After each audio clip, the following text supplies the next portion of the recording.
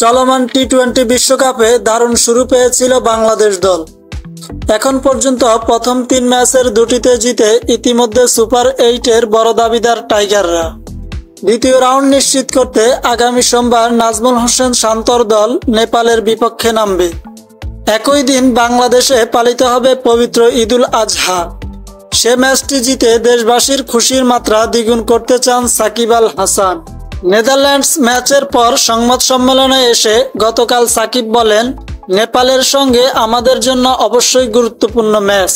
জিততে পারলে আমরা দ্বিতীয় রাউন্ডে যাব। আমাদের জন্য অনেক বড় একটা অর্জন হবে। স্বাভাবিকভাবে আমরা মুখিয়ে আছি সামনের ম্যাচের জন্য। ঈদের দিন অবশ্যই আমাদের মুসলমান যারা আছে তাদের জন্য আনন্দের দিন। এই দিনটি বাংলাদেশে অন্য ধর্মের মানুষরাও উদযাপন করে। আশা করব যে এমন একটা দিনে আমরা তাদের মুখে আরো বেশি হাসি ফোটাতে পারবো।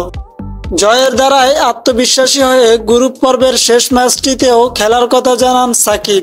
আসলে আমাদের আত্মবিশ্বাসী হওয়া উচিত। অবশ্যই গুরুত্বপূর্ণ ম্যাচ হতে যাচ্ছে। যেভাবে আমরা পারফর্ম করে যাচ্ছি, নেপালের সঙ্গেও একই কাজটা করে যেতে হবে। আশা করছি একই কাজ করে যেতে পারবো।